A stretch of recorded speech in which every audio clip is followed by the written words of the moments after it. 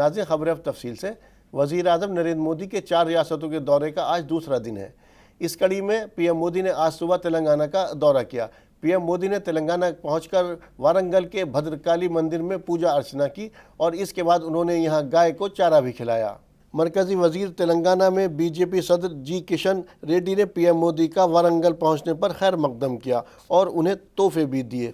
इसके बाद पीएम मोदी ने वारंगल में 6100 करोड़ रुपए से ज़्यादा के मुख्तलिफ तरक्याती प्रोजेक्ट्स का संग बुनियाद रखा और इफ्तिताह किया। पीएम मोदी ने तेलंगाना में इजलास से खिताब करते हुए मौजूदा सरकार पर हमला बोलते हुए कहा कि तेलंगाना हुकूमत ने सिर्फ 4 काम किए हैं। पहला, सुबह शाम मोदी और मरकजी हुकूमत को गाली देना। दूसरा, एक घराने को ही सत्ता का मरकज़ बनाना और ख़ुद को तेलंगाना का मालिक साबित करना। तीसरा, तेलंगाना की इक़्तिसादी तरक्की को चौपट करना। और चौथा, तेलंगाना को बदउनवानी में गर्क करना। आपको बता दें कि तेलंगाना के दौरे के बाद पीएम मोदी राजस्थान के दौरे पर जाएंगे और यहाँ नौरंग देसर में अवामी इजलास से खिताब करने के बाद दिल्ली लौट जाएंगे। यहाँ तेलंगाना में जो सरकार है उसने क्या किया? साथियों, यहां की राज्य सरकार ने सिर्फ 4 काम किए हैं। यहां की सरकार ने सिर्फ 4 काम किए हैं। पहला, सुबह शाम मोदी को, केंद्र सरकार को रेगुलरली गाली देने का काम किया है। पूरी डिक्शनरी इसी काम में लगाई है। दूसरा काम क्या किया है? एक परिवार को ही सत्ता का केंद्र बनाने का और खुद को तेलंगाना का मालिक साबित करने का काम किया है। तीसरा काम क्या किया है? इन्होंने तेलंगाना के आर्थिक विकास को चौपट कर दिया। चौथा काम क्या किया? चौथा, इन लोगों ने तेलंगाना को भ्रष्टाचार में डुबो दिया। आज तेलंगाना में ऐसा कोई प्रोजेक्ट नहीं है जिसमें भ्रष्टाचार के आरोप नहीं है। केसीआर सरकार यानी सबसे भ्रष्ट सरकार। और देखिए खेल, अब तो दिल्ली तक इनके भ्रष्टाचार के तार फैल गए हैं। दिल्ली एनसीआर में आज सुबह से लगातार बारिश हो रही है। दिल्ली में लगातार हो रही बारिश की वजह से आज लोगों को आखिरकार उमस भरी गर्मी से राहत मिली। महकमा मौसम ने अभी और बारिश होने के इम्कान जाहिर किए हैं। जहां एक तरफ दिल्ली की आवाम को उमस भरी गर्मी से राहत मिली, वहीं दूसरी जानिब लगातार बारिश होने की वजह से दिल्ली की आवाम को पानी भराव और जाम जैसी दिक्कतों का भी सामना करना पड़ा। आलम यह है कि लोगों को अपनी अपनी मंजिल तक पहुंचने में बेइंतहा मुश्किलात पेश आ रही हैं। भारी बारिश की वजह से पानी का भराव हुआ, उसके बाद कई जगहों पर लंबा जाम लग गया, जिसकी वजह से लोगों को एक जगह से दूसरी जगह जाने में काफ़ी मुशक्क़त का सामना करना पड़ा। दिल्ली की सड़कें लबालब पानी से भरी नज़र आ रही हैं। महकमा मौसम ने येलो अलर्ट जारी करते हुए आगाह किया है कि मूसलाधार बारिश की वजह से शहर के निचले इलाकों में पानी भर सकता है। डेमोक्रेटिक प्रोग्रेसिव आज़ाद पार्टी के सदर गुलाम नबी आज़ाद ने जम्मू कश्मीर में चुनाव न कराए जाने के मामले को लेकर एक बार फिर बयान दिया है। गुलाम नबी आज़ाद का कहना है कि जम्मू कश्मीर की आवाम गुज़िश्ता 6 बरस से इंतज़ार कर रही है कि रियासत में एक जमहूरियत बहाल हो जाए और चुने हुए नुमाइंदे MLA बने। देखिए, हम तो गुज़िश्ता 6 सालों से 2018 में जब असेंबली डिसॉल्व हुई थी तब से हम इंतज़ार कर रहे हैं कि कब इलेक्शन हो। तो 1 साल या 2 साल से नहीं, 6 साल से हमारा इंतज़ार है और जम्मू कश्मीर की आवाम का इंतज़ार है कि एक डेमोक्रेटिक सेटअप इस स्टेट में बहाल हो जाए। डेमोक्रेटिक सेटअप का मेरा मतलब है कि चुने हुए नुमाइंदे MLA बने और वो सरकार चले, क्योंकि जमहूरियत में ये काम सिर्फ चुने हुए नुमाइंदे ही कर सकते हैं। यहाँ यहाँ या हिंदुस्तान या दुनिया के किसी हिस्से में 6 महीने के अलावा ऑफिसर सरकार नहीं चला सकते। चुने हुए नुमाइंदों का होना ज़रूरी है। तो हमारी 6 साल पहले भी मांग वही थी, 5 साल पहले भी थी, 3 साल पहले भी थी और आज भी है कि इलेक्शन जल्दी से जल्दी हो। राजस्थान के वज़ीर आला अशोक गहलोत ने रियासत में 490 सड़कों के तरक्याती कामों के लिए 547.58 करोड़ रुपए के इंतज़ामी और मालियाती तजवीज़ को मंजूरी दे दी है। तजवीज़ के मुताबिक रियासत के अजमेर, बाड़मेर, जयपुर, बांसवाड़ा, सीकर, चुरू, हनुमानगढ़, बीकानेर, भरतपुर, झुंझुनू, नागौर, बारां, जोधपुर, जालौर, दौसा, श्रीगंगानगर, धौलपुर, अलवर, भीलवाड़ा, चित्तौड़गढ़, उदयपुर और जैसलमेर ज़िलों में सड़कों के 238 तामीराती काम करवाए जाएंगे। इन कामों के लिए 264.19 करोड़ रुपए की मंजूरी दी गई है। इसके साथ ही चित्तौड़गढ़ ज़िले में निम्बाहेड़ा से मंगलवाड़ 2 लेन हाईवे को 4 लेन करने के लिए 200.39 करोड़ रुपए की फराहमी की गई है और भरतपुर ज़िले में भूसावर बाईपास की 3.75 किलोमीटर की इजाफी लंबाई के लिए 27 करोड़ रुपए फराहम किए जाएंगे। वज़ीर आज़म नरेंद्र मोदी की रायपुर में चुनावी रैली के बाद रियासत में सियासत गरमाई हुई है। पीएम मोदी ने जाते जाते स्टेज से कहा, बदलो बे एकदारी सरकार बदलो बे। पीएम मोदी के इस बयान को लेकर सीएम भूपेश बघेल ने बीजेपी के खिलाफ मोर्चा खोल दिया और पलटवार करते हुए बीजेपी को घेरा।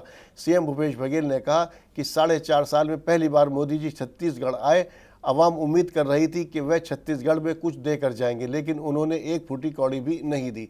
सीएम भूपेश बघेल ने आगे क्या कुछ कहा, आइए सुनते हैं। मोदी जी आए, 4.5 साल में पहली बार कोई शासकीय कार्यक्रम हुआ। उम्मीद कर रहे थे छत्तीसगढ़ को कुछ दे के जाएगा, लेकिन एक फूटी कौड़ी उन्होंने नहीं दी। और ये 2006-07 में जब यूपीए सरकार के समय जो स्वीकृत कार्य है उसका लोकार्पण करके वो गए हैं, और लेकिन सबसे ज्यादा वो झूठ बोल के गए हैं। पहली बात यह है जो अमित शाह जी झूठ बोले थे, धान खरीदी केंद्र सरकार के पैसे से होती है, आज मोदी जी फिर वही झूठ बोल के गए। जबकि सब जानते हैं कि राज्य सरकार धान खरीदी करती है, लोन लेती है, किसानों को पैसा देती है। अन्यथा ये घोषणा कर दे कि जैसे पंजाब में एफसीआई के माध्यम से खरीदी होती है धान की, उसी प्रकार से छत्तीसगढ़ में एक दाना धान की खरीदी होगी। दूसरी बात मैं कहना चाहूंगा, छत्तीसगढ़ में समर्थन मूल्य में और राजीव गांधी किसान न्याय योजना मिलता है। बनारस में मिलता है क्या? 1100 और 1200 रुपए धान बेच रहे हैं। तो ये दूसरी झूठ। तो धान के बारे में झूठ बोला, आवास के बारे में झूठ।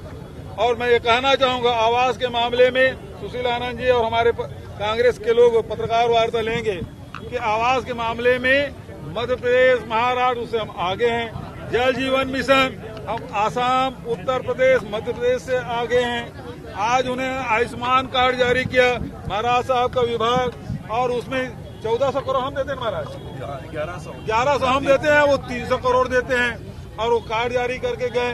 पैसा हमारा उनसे 3 गुना 4 गुना ज्यादा हम पैसा दे रहे हैं, लेकिन वाहवाही लूटना है। आप वन धन योजना की बात करें, हम कर रहे हैं। आदिवासियों की बात वो कर रहे थे। 14-15 साल रमन सिंह को मिला, लेकिन आरबीआई की रिपोर्ट 2018 में जारी हुआ और उसमें सबसे ज्यादा गरीबी देश में वो छत्तीसगढ़ में, सबसे ज्यादा कुपोषण छत्तीसगढ़ में, सबसे ज्यादा महिलाएं एनीमिक छत्तीसगढ़ में। इसे दूर करने का काम हम लोग कर रहे हैं।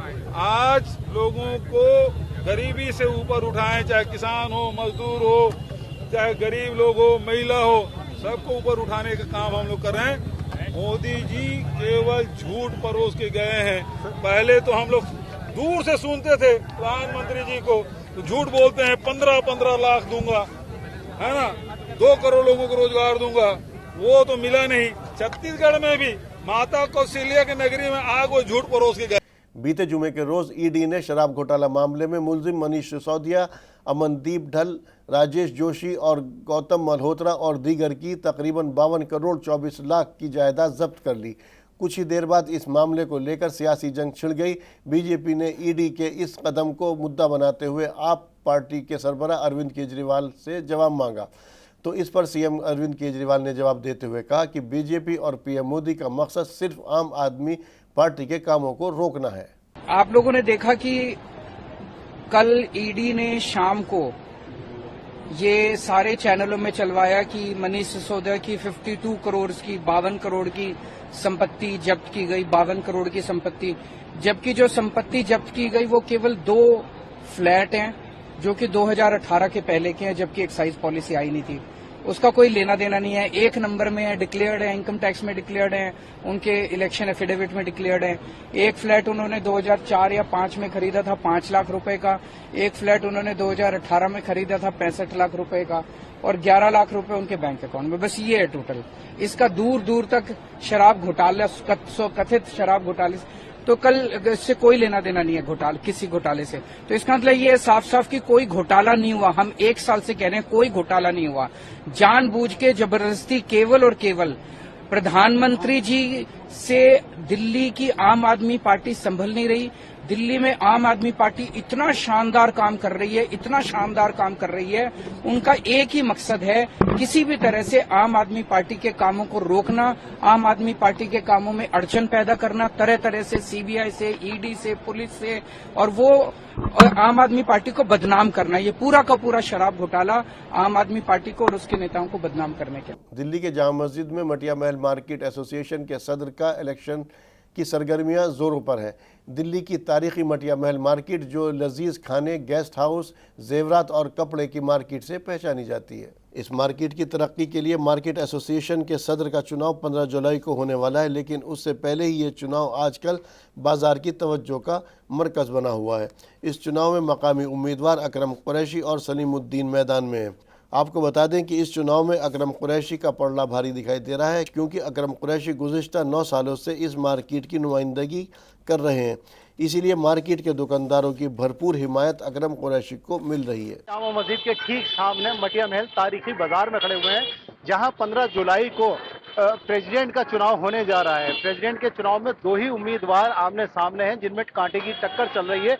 इस वक्त हम अकरम कुरैशी के पास आए हैं और उनसे जानेंगे मार्केट एसोसिएशन के चुनाव में किन किन मुद्दों पर वो चुनाव के मैदान में उतरने जा रहे हैं। इलाके में स्नैचिंग नहीं होती, पॉकेट मार जरूर हैं, और उनके लिए मैंने खुद पर्सनली सीसीटीवी कैमरे लगवा रखे हैं। 4 कैमरे मेरे यहाँ हैं, 4 कैमरे मेरे आगे हैं और 4 कैमरे मेरी अगली दुकान पर हैं। तो तकरीबन इतने कैमरे मैंने लगवाए हुए हैं और तमाम मार्केट वालों ने कैमरे लगवाए हुए हैं। क्या ये तमाम मार्केट वालों की जिम्मेदारी नहीं बनती कि अपने कैमरे अगर आपने लगवाए हैं तो वो कैमरे चालू रखें? उनके कैमरे लगे होते हैं, जब उनकी रिकॉर्डिंग चेक करने जाओ कहते हैं कैमरे बंद हैं। तो मैं उन सबसे ये आपके चैनल के माध्यम से कहना चाहूंगा कि हमें एक्स्ट्रा कैमरे लगाने की जरूरत नहीं है। हर रेस्टोरेंट वालों को ये कानून है, आपको बाहर अपना कैमरा रखना है। जो भी दुकानदार हैं कैमरे लगाते हैं, सेफ्टी के लिए लगाते हैं। और आपने जैसे देखा होगा, मैं तो आए दिन अपने कैमरों के हिसाब से जेब कतरों को पकड़ता रहता हूं और उनकी खातिर भी करता हूं और उनको पुलिस को दे देता हूं। लेकिन कंप्लेनर जब तक अपना कंप्लेन नहीं करेगा तो पुलिस कानून के हाथों बंधी हुई है, पुलिस कुछ नहीं कर पाएगी। सफाई निजाम को लेकर क्या कहना है आपका? जी, सफाई निजाम को लेकर मेरा ये कहना है, सफाई दिन में 2 बार होती है। एमसीडी सरकार सफाई कराती है। क्या हम दुकानदारों का फर्ज नहीं बनता कि हम कूड़ा अपना रोड पे ना डालें, हम अपना कूड़ा इकट्ठा करके रख लें? आप लोगों को याद होगा, तमाम मार्केट वाले जो भी मेरी बात सुन रहे हैं, मैंने हर दुकान पर डस्टबिन बंटवाए थे। सबसे रिक्वेस्ट की थी कि कूड़ा आप इसमें डालें, कूड़ा इसमें डालें। वो 10-15 दिन बहुत अच्छी तरह काम करता रहा। उसके बाद क्या हुआ, वो डस्टबिन गायब हो गए। अभी भी कुछ लोग हैं, 2-4 जगह वो डस्टबिन मिल जाएंगे, लेकिन मैंने डस्टबिन दिए सिर्फ इसलिए दिए कि सफाई रहे, इलाका साफ सुथरा रहे। साफ सुथरा रहेगा इलाका तो तरक्की होगी इलाके की।